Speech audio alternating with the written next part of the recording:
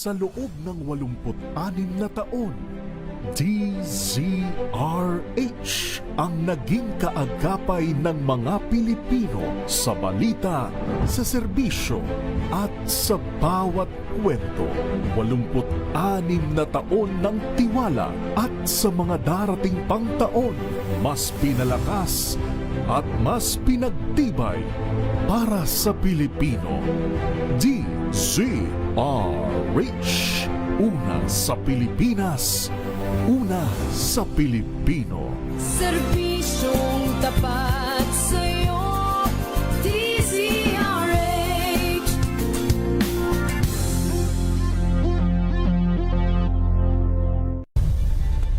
Nagsimula sa pangarap hanggang sa maabot ang tagumpay. Iba't ibang kwento, iba't ibang mukha ng atletang Pilipino. Mas pinatindi, mas pinalakas, at mas pinaaksyon sa Match Point tuwing Sabado, 12:30 ng tanghali sa DZRH TV.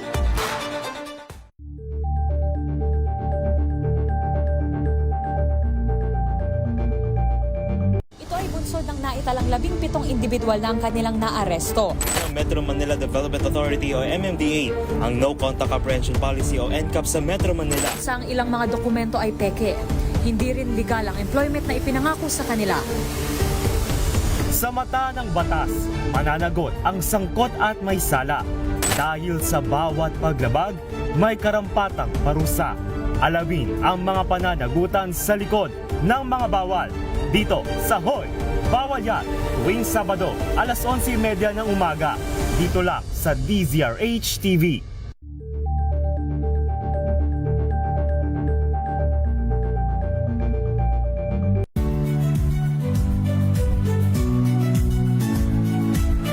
Magandang araw mga kaibigan. Ito po ang inyong balerina ng bayan, si Lisa Macuha Elizalde, na nag-aanyaya sa inyong samahan kami at ang aming mga espesyal na panauhin para sa kalahating oras ng masayang kwentuhan sa aming programang Art to Art, kung saan ang usapang sining at kultura ay para sa lahat.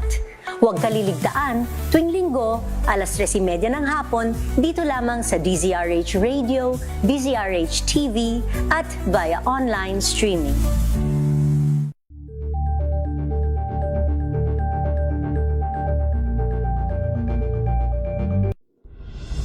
Tuloy-tuloy ang pagtulong, tuloy-tuloy ang pagseserbisyo at tuloy-tuloy ang balitaan kasama si May Binauhan sa Operation Tulong mula Lunes hanggang Biyernes.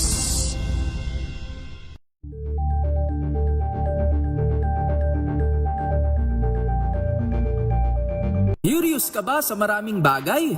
Kami na ang bahala dyan. Aalamin, tutuklasin at bibigyang linaw namin ang mga katanungang bumabagabag sa inyong isipan. Sa programa kung saan ang bawat sagot ay galing lamang sa mga eksperto. Ang Expert's Opinion, tuwing linggo alas 3 ng hapon, dito lang sa DZRH TV.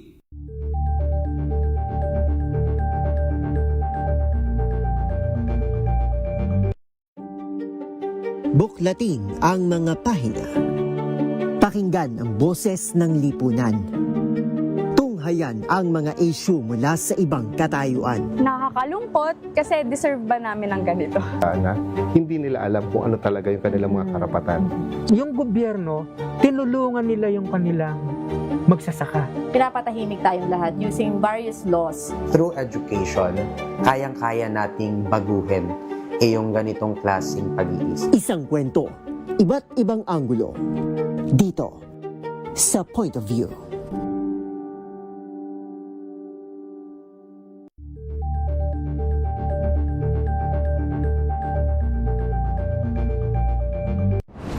Kung good vibes ang hanap mo, dito ka na sa sigurado! Mula sa mga istoryang nagbibigay ng inspirasyon hanggang sa mga kwentong may dalang solusyon. Mga balitang pampagaan, pakiramdam at pampaganda ng araw. Hindi lang basta good news, kundi the better news. Mula Lunes hanggang Biyernes, 1:00 ng tanghali sa DZRH TV.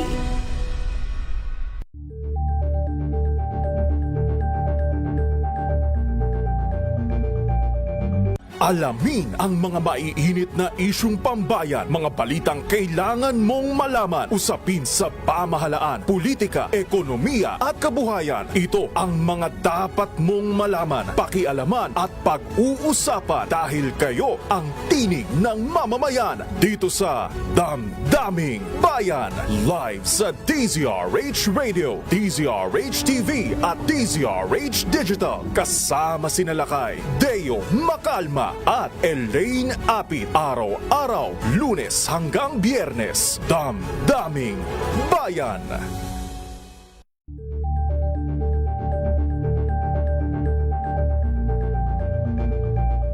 Tambalang Anthony Taberna at Jerry Baha ang gigising sa inyong umaga dahil lalatay ang humahagupit na diskusyon at komentaryo Lunes hanggang Biyernes sa 2x2.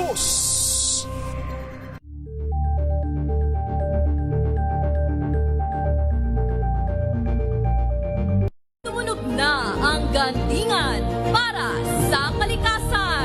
Ang itinanghal bilang Best AM Radio Program Host ay si Cesar Chavez para sa special on Saturday ng DZRH.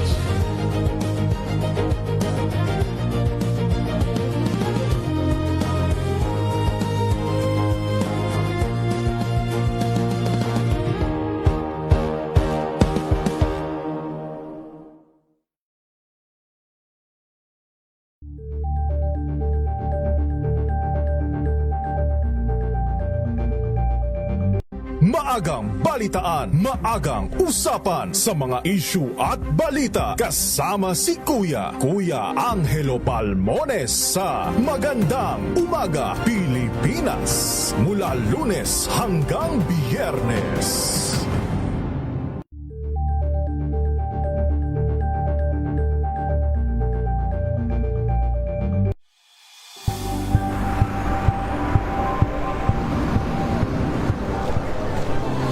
Ating mga eksperto. Dito lang sa Expert Opinion. Ito ang The Better News. TNVS. Trending and Isang kwento, iba't ibang anggulo. Dito sa Point. Bawat pananagutan ating tatalakayin dito sa Hoy, Bawal Yan. Pilipino, dito lang sa DZRH TV, match up on entertainment and lifestyle. Ito ang MBC TV Network News. Una sa Pilipinas, una sa Pilipino.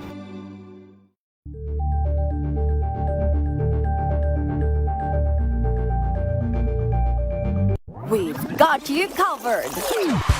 From the hottest hits, exclusive interviews, kilig to the bones fan meet experience, and hataw performances of your favorite stars. Saturdays, 12 noon, dito lang sa DZRH TV.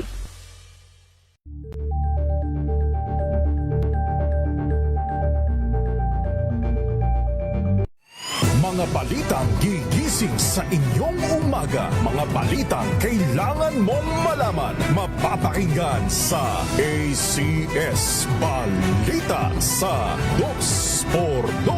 Kasama sina Anthony Taberna at Jerry Baha. Lunes hanggang Biyernes.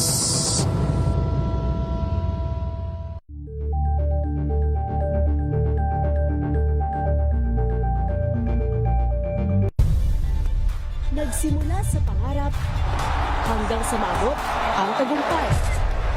Iba't ibang kwento, iba't ibang mukha ng atletang Pilipino. Mas pinatindi, mas pinalakas, at mas pinaaksyon sa Match Point tuwing Sabado, 12:30 ng tanghali sa DZRH TV.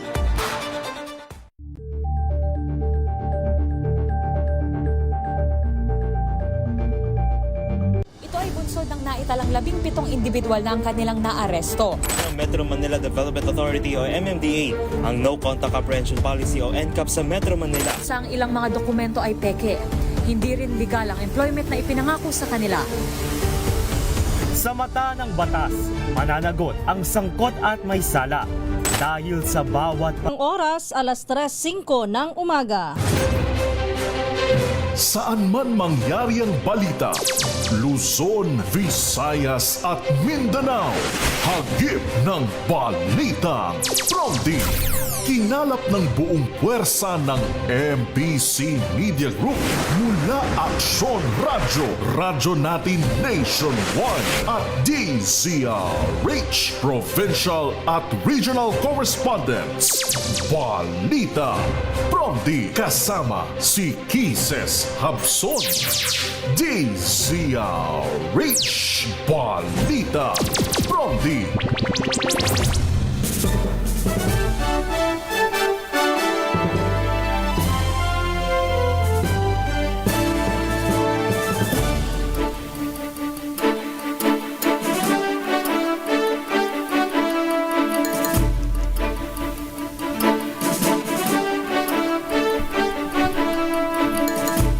Magandang umaga Luzon, Visayas, Mindanao, Pilipinas. Ito po ang balitang Pronti ngayong araw ng Martes, May 26, 2026. Sa ating headlines, Bureau of Fire Protection lilipat na sa retrieval at clearing mula sa search and rescue operation sa Gumuhong Gusali sa Pampanga. Death toll na itala sa 4. 16 pa ang nawawala. Balitang Pronti. Senador Jingoy Estrada at Rodante Marcoleta nahalal bilang Vice Chair ng Senate Blue Ribbon Committee. Balitang Pronti. Precautionary hold departure order hiniling naman ng Ombudsman laban kay Marcoleta at 3 iba pa. Balitang Pronti. Dating Senador Tolentino itinalaga bilang bagong kalihim ng Department of Labor and Employment. Balitang Pronti. Pangulong Bongbong Marcos nakatakdang lumipad patungong Japan ngayong araw. Balitang Pronti. Pamahalaan maglalagay naman ng libreng kondom sa mga MRT3 station simula sa Huwebes, May 28. Balitang Pronti. Yan ang ulo ng ating mga balita. Kasama niyo po ang inyong lingkod, Kisas Habson, para sa DZRH, una sa Pilipinas, una sa Pilipino. At ngayon sa detalye ng ating mga balita.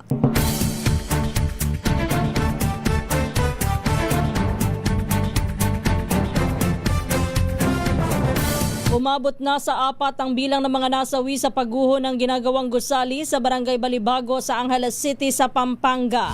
Batay sa record, 16 na katao pa ang nawawala habang mayroon namang 27 na iligtas sa trahedya. Samantala, dumating na rin ang mga kaanak ng Malaysian national na si Mod Rizal Abdullah kasama ang mga kinatawan ng Embahada ng Malaysia upang kunin ang labi ng biktima. Nabatid na si Abdullah ay natrap sa katabing apartel nang mangyari po ang pagguho ng gusali. Kinilala naman ng Bureau of Fire Protection ang 2 pang nasawi na sina Properio Alikaway at si Mark Lawrence Kapungay na kapwa mga construction workers. Habang bineberipika pa ang pagkakakilanlan ng isa pang nasawi. Samantala, ayon naman po sa Angeles City LGU, wala na silang makitang signs of life sa Gumuhong Gusali, kaya lilipat na sila sa retrieval at clearing operations mula sa search and rescue operations simula po ngayong araw. Balitang Pronti.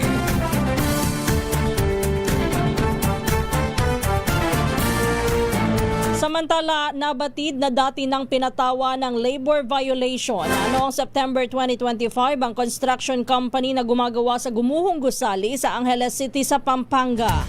Ayon kay Department of Labor and Employment Region 3 Director Geraldine Panlilio, may kinalaman ito sa paglabag sa occupational safety and health standards ng Golden Years Construction and Steelworks na kontratista ng Gumuhong Gusali.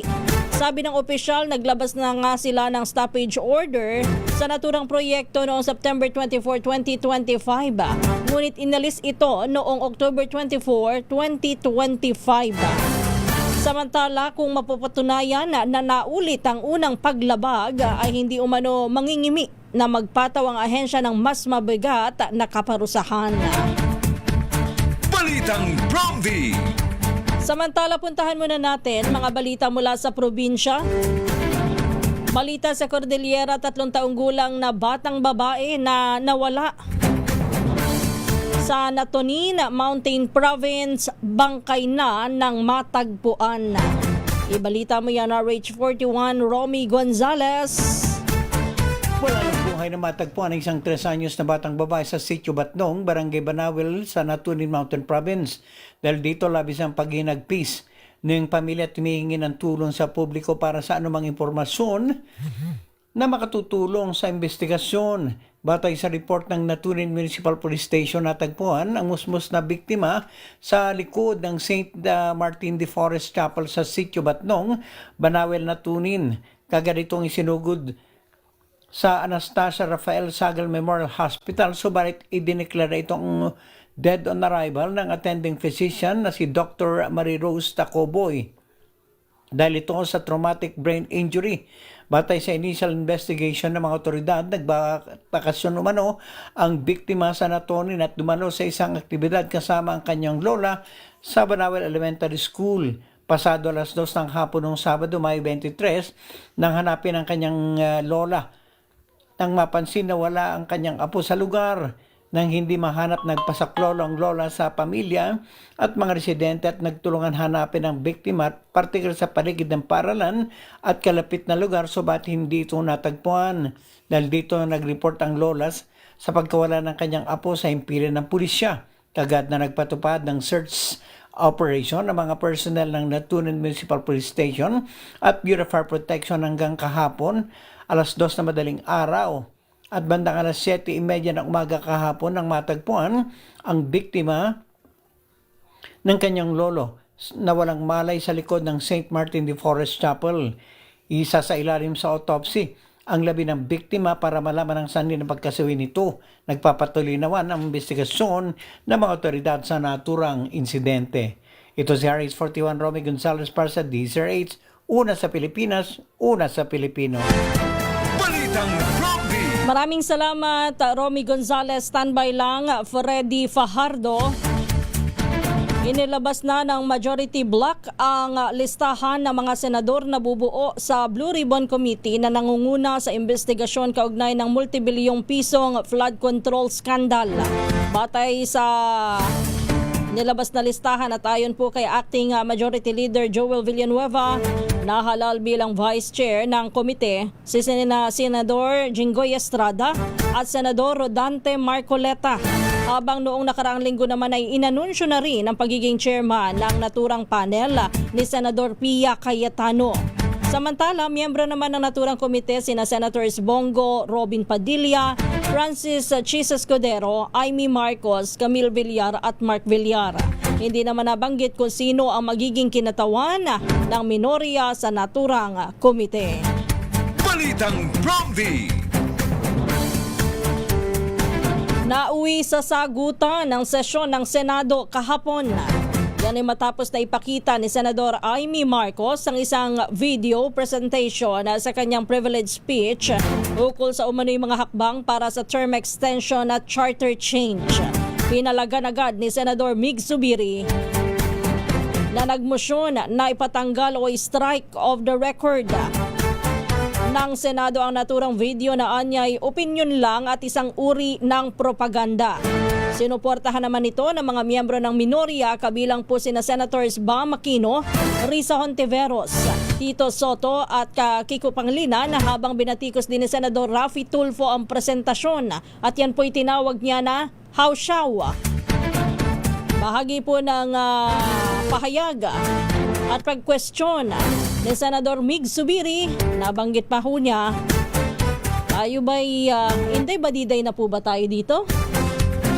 Yun ho ang bahagi po ng pahayag po ni Zubiri.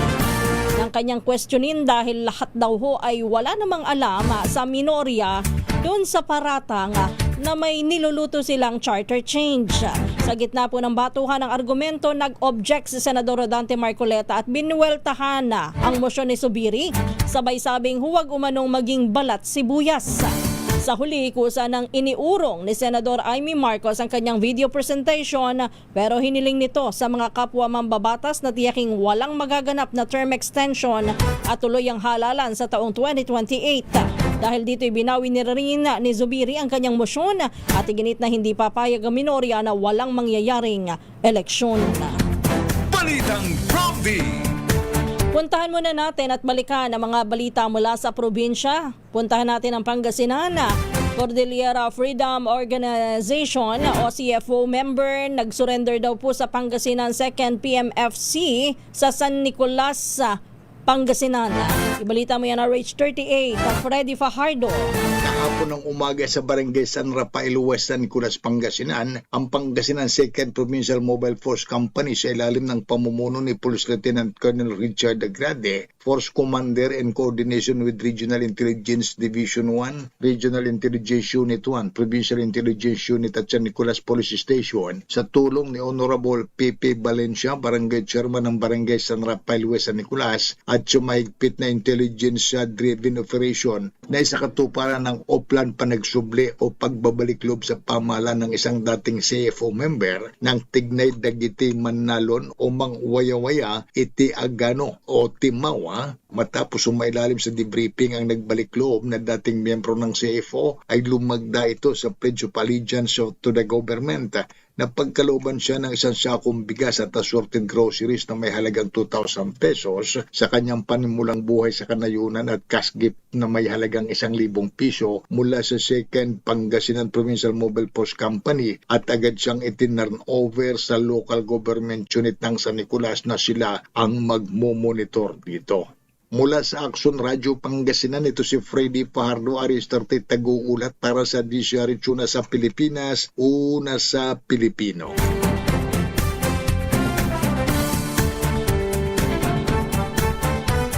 Pilipinas ang oras, alas 3:17 na po ng umaga. Naglunsad naman ang signature campaign ng ilang business leaders, civil society groups, akademiko at dating opisyal ng gobyerno upang suportahan si Senator Sherwin Gatchalian bilang bagong Senate President. Sa magkakahiwalay na pahayag ng Makati Business Club at ng Management Association of the Philippines, inikayat nila ang mga senador na unahin ang pambansang interes para maibalik ang tiwala ng publiko sa institusyon. Giit nila dapat ay maibalik ang integridad at kredibilidad ng Senado, lalo na sa gitna po ng nakatakdang impeachment trial ni Vice President Sara Duterte. Paliwanag ng Makati Business Club, malaki ang naging pinsala sa kredibilidad ng Senado dahil sa sunod-sunod na mga tensyon na nagsimula sa biglaang pagbabago ng liderato noong May 11. Ayon naman kay MAP President Donald Lim, mahalaga ang isang mapayapa at may prinsipyong realignment sa liderato upang matiyak ang magiging patas at walang kinikilingang impeachment proceedings.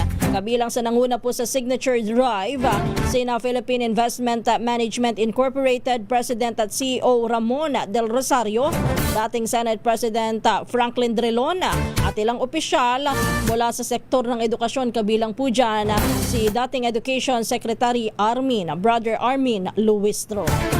Balitang Prompty.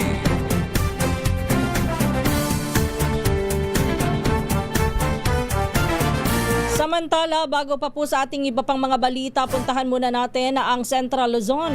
Nagtitinda po ng smuggled at pekeng sigarilyo sa Balanga City, Bataan, kinumpiska daw po ng pulisya. Ibalita mo yan ang Rage 37. Go ahead, Danny Kumilang.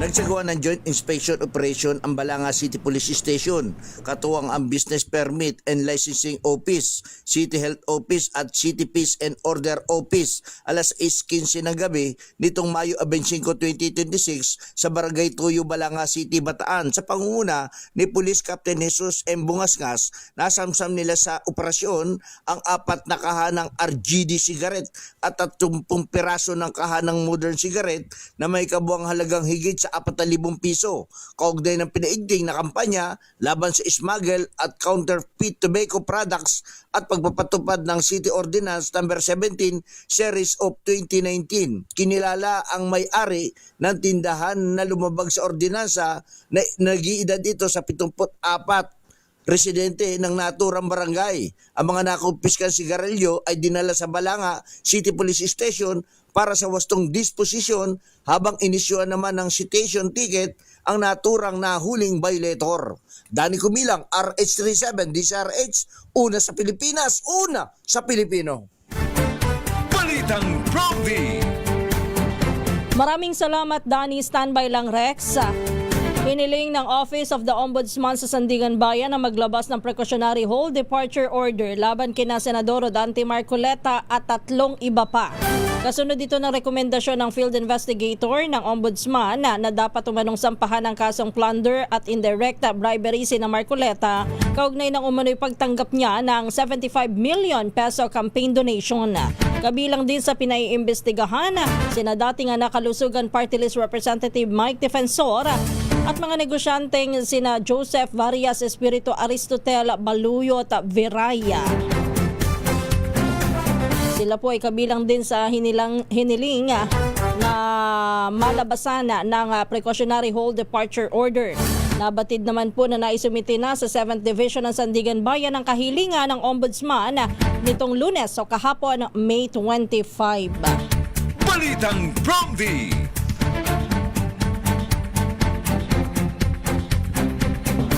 Samantala, hihilingin naman ng National Bureau of Investigation sa Philippine National Police na kanselahin na rin ang lahat ng lisensya ng 118 armas ni Senador Ronald Bato de la Rosa. Ayon kay NBI Director Melvin Matibag, handa na ang kanilang legal position upang bawiin ang gun privileges ng senadora.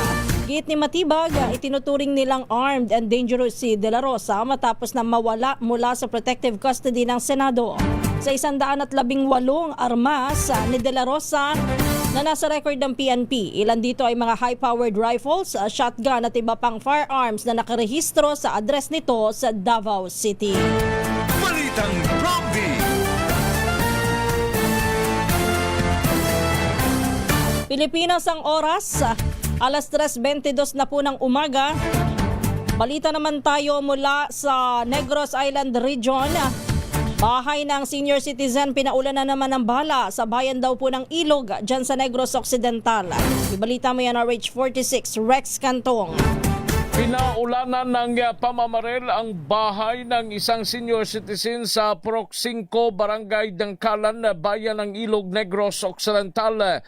Ayon kay Police Lieutenant Reggie Pigar, Deputy Chief of Police ng Ilog Municipal Police Station, ang biktima kinilala na si Teresita Albior, 79 years old, residente ng nasabing lugar. Dagdag pa ni Pigar, 2 hindi kilalang mga lalaki ang bumaril sa bahay ni Albior kung saan tinamaan din ito sa kanyang walang binti. Na-recover sa lugar ang 14 na mga basyon ng kalibre 9mm pistol at patuloy sa ngayon na ginagamot ang biktima sa Lorenzo Zaico District Hospital sa lungsod ng Kabangkalan. Ito si RH46 Rex Cantong para sa DZRH, una sa Pilipinas, una sa Pilipino. Balitang Prompty. Thank you, Rex. Standby lang, Jo. Itinalaga naman ni Pangulong Ferdinand Marcos Jr. si dating Senador Francis Tol Tolentino bilang Acting Secretary ng Department of Labor and Employment o DOLE. Papalitan niya si Secretary Bienvenido Laguesma na nagbitiw sa pwesto dahil sa kondisyon ng kanyang kalusugan. Kinumpirma naman ni Palace Press Officer Claire Castro na nanumpa na si Tolentino sa harap ng Pangulo sa Malacanang kahapon. Ayon kay Castro, nagtitiwala po ang Pangulo sa kakayahan ni Tolentino dahil sa malawak nitong karanasan sa pamahalaan. Balitang Prompty. Sa kaugnay na balita, tiwala nga po ang Pangulong Bongbong Marcos sa kakayahan ni dating Senador Francis Tolentino sa pamumuno sa Department of Labor and Employment o DOLE. Kasunod po ito ng anunsyong pagtatalaga kay Tolentino sa pwesto. Sinabi po ni PCO Undersecretary Claire Castro na kumpiyansa po ang Pangulo sa dating mambabatas dahil sa malawak nitong karanasan. Ayon kay Undersecretary Castro, dahil po sa health condition ni outgoing DOLE Secretary Bienvenido Laguesma, kaya kinailangan po siyang kinakailangan pong magtalaga ng bagong kalihim ng DOLE. Sa isang hiwalay na pahayag, kinumpirma naman ni Laguesma ang kanyang pagbibitiw sa pwesto dahil sa kanyang kalusugan, kasabay po ng pagpapaabot ng taus-pusong pasasalamat kay Pangulong Marcos sa tiwalang ibinigay sa kanya para magsilbi sa mamamayang Pilipino. Kaya dating Secretary Laguesma, abay get well soon po at mag-iingat palagi. Ako lalo na ngayon ho na napakainit ng panahon na alagaan po ninyo ang inyong kalusugan. Balitang Prompty! Pilipinas ang oras alas 3:26 na po ng umaga. Nakatakda naman yung biyahe si Pangulong Ferdinand Marcos Jr. patungo ng Japan para sa 4 na araw na state visit. Layon po ng pagbisita na palakasin pa ang kooperasyon ng dalawang bansa sa depensa, gayon din sa pagtiyak sa energy security, proteksyon laban sa epekto ng tumataas na presyo ng langis dulot po ng tensyon sa Middle East. Ayon kay Department of Foreign Affairs spokesperson Annalyn Ratonel, makikipagpulong si Pangulong Marcos Jr. kay Japanese Prime Minister Takaichi Sanae upang talakayin ang pagpapalalim pa ng Philippine-Japan Strengthened Strategic Partnership at iba pang global issues kabilang na ang maritime security, energy security at food security. May nakatakda ring meeting si PBBM sa Japanese business groups upang makaakit pa ng iba pang mga investments habang haharap din ang Pangulo sa Filipino community sa Japan. Ito na po ang ika-42 overseas trip ni Pangulong Marcos at ika-4 na pagbisita sa Japan mula nang maupo sa pwesto noong 2022. Balitang Prompty! Samantala, puntahan naman natin balita mula sa Western Visayas. 7 pasahero sugatan ng mahulog sa gutter at tumagilid ang isang L300 van sa Saraga, Iloilo. Ibalita mo yan, Jocelyn Maken ng Action Radio Iloilo. 7 sa 16 na pasahero ng L300 van ang nasugatan ng mahulog sa gutter at tumagilid sa Barangay Dawi Sur, Saraga. Ayon kay Police Captain Beverly Cataluna ng Saraga Municipal Police Station, mula sa Capiz ang sasakyan at papunta sana sa Iloilo City. Pagdating sa lugar, nag-overtake ang van sa sinusundan na sasakyan hanggang sa mahulog sa gutter. Pinaniniwalaan ng pulisya na nawala ng kontrol ang driver dahil posible na mabilis ang pagmamaneho nito. Nagtamo ng minor injuries ang 7 sakay ng van. Hindi naman nasugatan ang 34 anyos na driver. Mula sa Action Radio Iloilo, ito si Jocelyn Make para sa DZRH, una sa Pilipinas, una sa Pilipino. Balitang Prompty! Thank you, Jo. Standby lang kay Jimmy. Nako, bad news ho sa mga motorista. May panibagong taas presyo sa mga produktong petrolyo. Yan po ay epektibo ngayong araw. Batay po sa anunsyo ng Energy Secretary Sharon Garina, tataas po ng 1 peso and 96 centavos ang kada litro ng diesel, habang 1 peso and 60 centavos sa kada litro naman ng gasolina. Magkakaroon din po ng taas presyo sa kerosene, 1 peso and 45 centavos sa kada litro. Ang naturang pagtaas ay dahil po sa patuloy na naapektuhan ng supply disruption sa pandaigdigang merkado. Ang presyo ng krudo, bunsod po ng tensyon sa gitnang silangan. Ngayong pong araw, epektibo yan ha. Karamihan po ng mga oil company tuwing alas 6 ng umaga nagsisimula sa kanilang oil price adjustment. Balitang Prompty!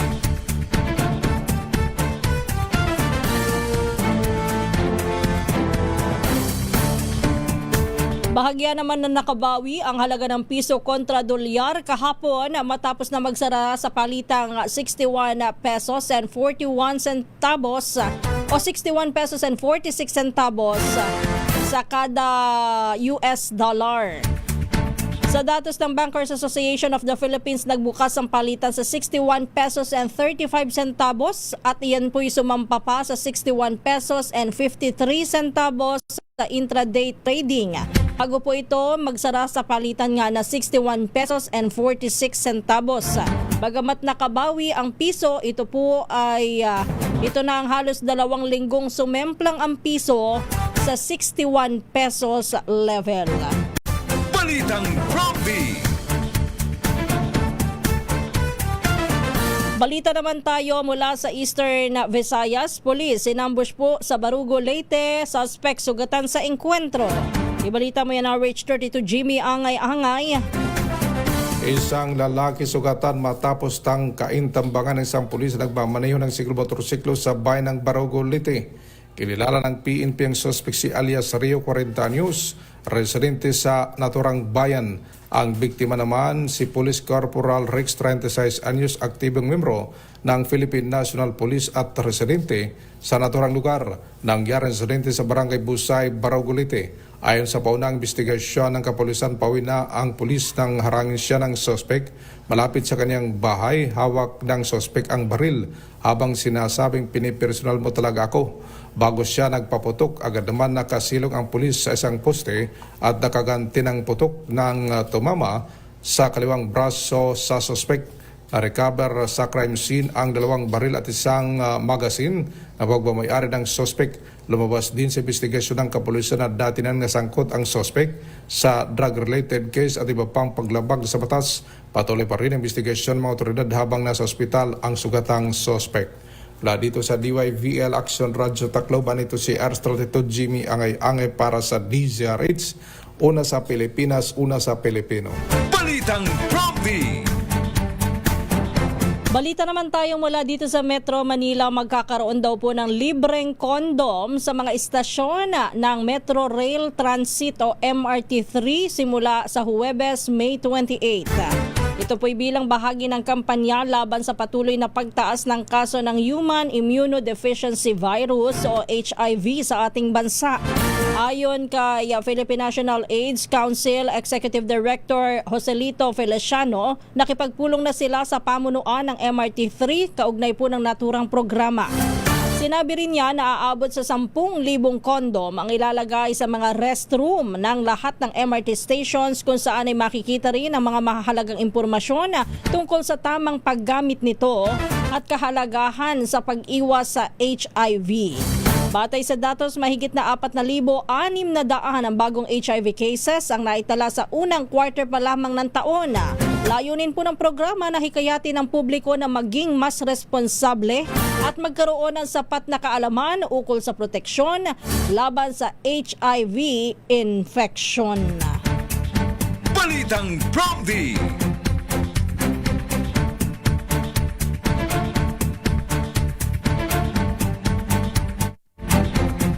Samantala, puntahan muna natin ang Northern Samar. Nagpapataya daw po ng illegal swertres sa bayan daw ng Lawang dyan sa Northern Samar na caught in the act o huli sa akto ng mga pulis. Ibalita mo yan, RH34, Jane Galit Bantayan. Sa kulungan ng bagsak ng isang lalaki sa bayan ng Lawang, Northern Samar dahil sa pagpapataya ng illegal swertres luto.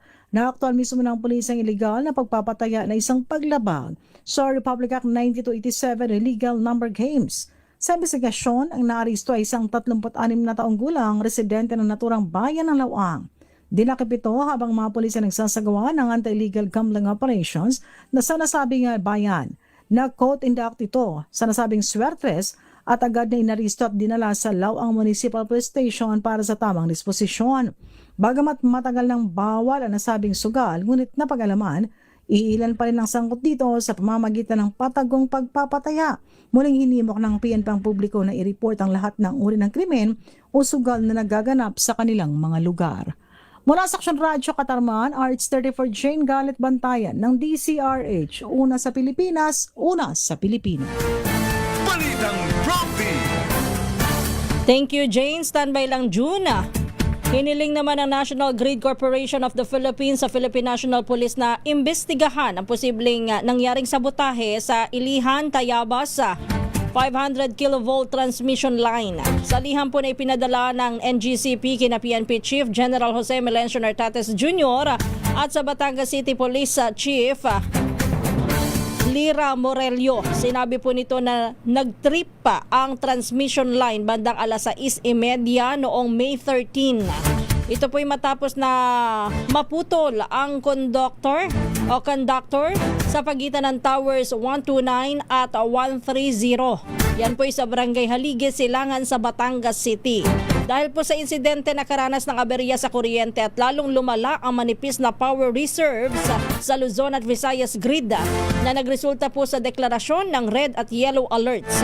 Ayon sa investigasyon ng NGCP inspectors, hindi umano tugma sa ordinaryong pagkasira ang dahilan ng pinsala na nakita sa transmission line.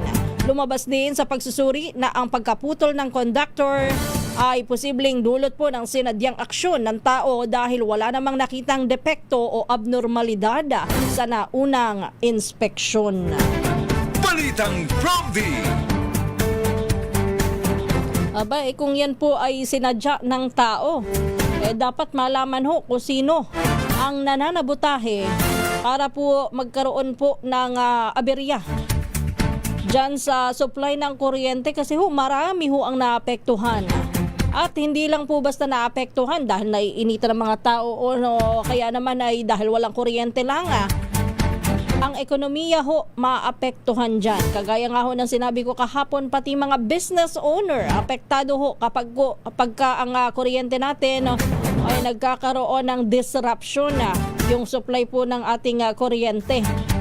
Lalong-lalo na doon sa mga negosyante na kailangan ay kuryente. Halimbawa, yung mga nagpo-photocopy, mga small scale na mga business owner, yung mga nagpo-photocopy, nagtitinda ng yelo sa kanilang mga bahay-bahay.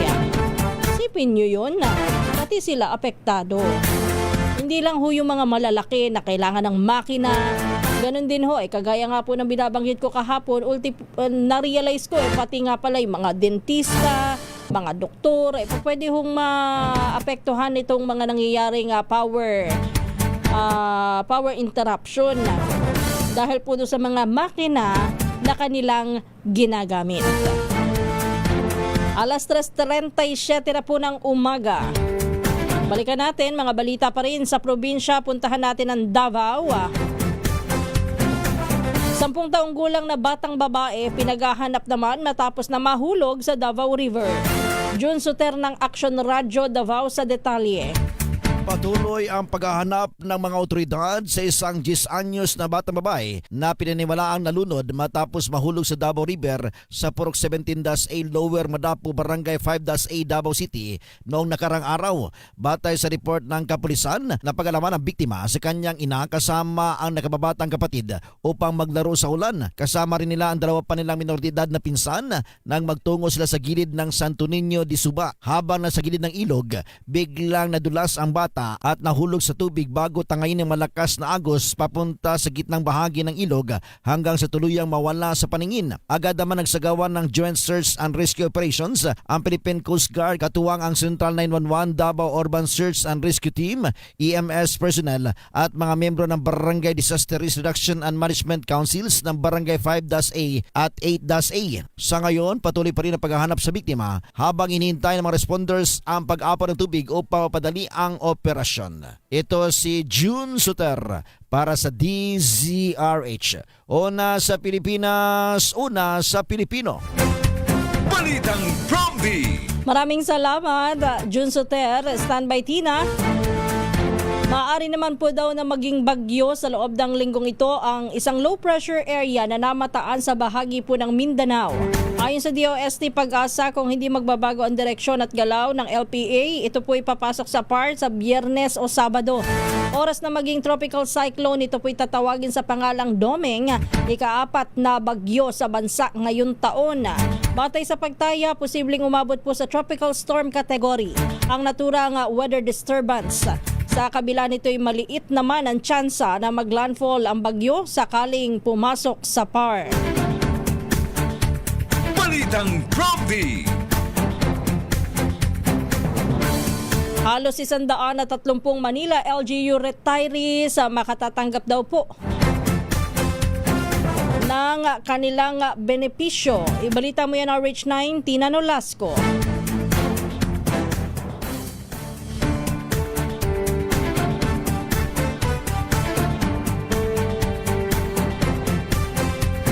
Standby, Tina. Babalikan natin si Tina Nolasco.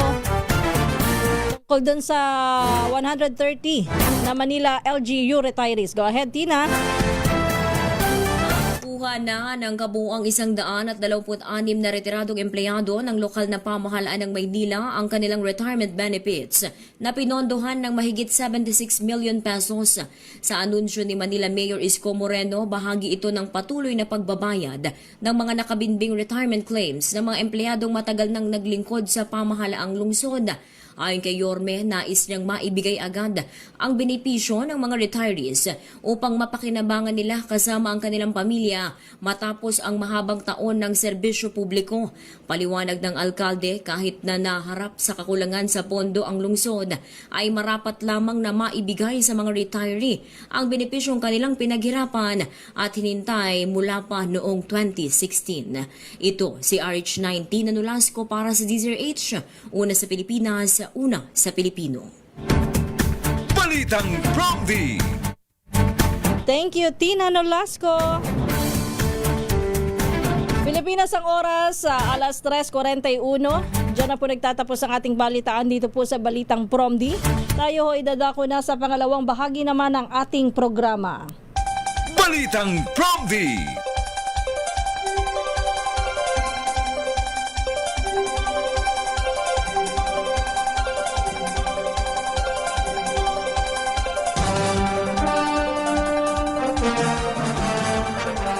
Muli isang magandang umaga po ang ating pagbati sa lahat ng mga nakikinig, nanonood at nakatutok ngayon dito sa ating programa. Ito po ang Balitang Promdi. Kumusta na po kayong lahat sa ating mga kababayan? Kahit yung mga nasa ibang bansa, sana po ay nasa maayos kayong kalagayan, walang sakit at malakas. Apakainit ho kahapon. Kaya naman pala napakainit kahapon. Ayon po sa DOST Pag-asa, ang naitalang heat index dyan sa may Sangli Point, Palawan, Cavite, Sangli Point, Cavite ay 48 degrees Celsius, habang meron pong 40 iba pang mga lugar dito po sa Luzon. Ang iba naman ay sa Visayas. At kasama na din po ang Metro Manila na nakaranas po ng danger level heat index. Akalain mo tama nga pala. Dito ho sa Pasay kahapon, kung mararamdaman nyo po, napakainit kahapon. Ko lang naranasan ulit yung ganoon na talagang kahit na anong alumpihit mo, hindi ka mapakali. Kahit may electric pan kat di paypay ka, hindi mo kakayanin ng init. Kaya parang lately patindi po ng patindi ang init. Bago siguro ito magpaalam ang tag-init, mararanasan pa rin ho nito natin. Sa Pasay ho pala, 45 degrees Celsius. O sa tama nga yung aking partner, sila kay Ray Sibayan, kahapon, sabi niya ay yung temperatura 38 degrees Celsius. Kapag ganun daw ang temperatura, malamang sa malamang mga 43 hanggang 45 degrees Celsius ang heat index. Ito po yung napag-usapan namin nung hindi pa namin chinecheck yung heat index ng Pag-asa. Tama yung kanyang pagtaya. Sa Science Garden sa Quezon City, umabot naman po sa 42 degrees Celsius. Ganon din sa Sinai, Ilocos Sur. Sa Lawag City, Ilocos Norte, 44 degrees Celsius. Ang Dagupan, Pangasinan, 45 din. 45 degrees Celsius. Napakainit. Sa Ilocos Norte, 43. Sa May Baknotan, La Union, 45. Sa Calayan, Cagayan, 42 degrees Celsius. At sa Basco, Batanes, 43 degrees Celsius. Naku, marami pa pong iba sa listahan. Hindi ko na ho iisa-isahin at mauubos ho yung ating mga oras. Yung ating oras. Pero kaya ko lang biglang naalala kasi kanina ho may nabasa rin ho ako dito sa ating comment section na apakainit daw kahapon at patuloy daw po kayo mag-iingat kasi delikado talaga. Bukod po pala doon sa mga sakit na po pwedeng maranasan o yung heat exhaustion, heat cramps, heat stroke, Paalala po ha, yung mga ganitong klase po ng init, dyan po nagsisimula yung mga pagkakasakit ng o yung pag-atake ho ng mga iba pang mga